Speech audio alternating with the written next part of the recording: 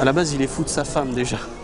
Donc du coup, il se retrouve complètement isolé pendant un mois sans sa femme, alors qu'il ne pouvait pas se séparer d'elle. Donc, et d'ailleurs, le phare et tous les phares en mer sont appelés l'enfer. Donc c'est pas pour rien. Et donc, du coup, ça va le rendre complètement malade. Et du coup, va découler ensuite un drame.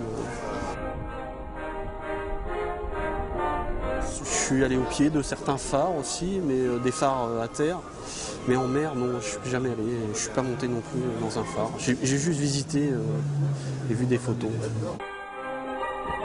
On est à la Pointe du Raz, donc c'est pour avoir vu des documentaires vidéo.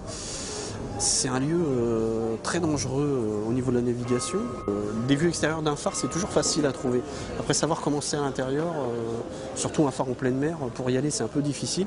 Et il se trouve qu'il y a eu un documentaire de réaliser, ce qui m'a permis de voir dessus. Et en fait, entre les scènes où on voit la vie des gardiens, ils entrecoupaient avec des vues de la mer. On a l'impression d'être au milieu d'un torrent.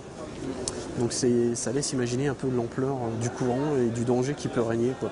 Donc effectivement, je pense que ouais, pour le marin, c'est un bon signe de salut et de se dire il vaut mieux que je passe par là parce qu'il m'indique de passer par là que j'aille m'échouer et que je périsse dans les courants et les récifs, quoi.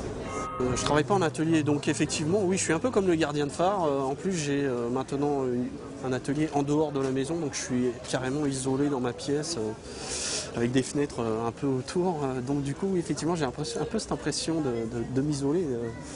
Et de toute façon, pour travailler, il faut que je m'isole et que je m'immerge dans mon travail. Donc, quelque part, ouais, je peux un peu m'identifier à un gardien de phare. Après la guerre du feu, le gardien du feu, la bande dessinée de la semaine. Chez Soleil, et demain d'ailleurs, il y aura aussi un autre rapport avec la bande dessinée dans cette émission Le Comptoir de l'Info. On n'en dit pas plus.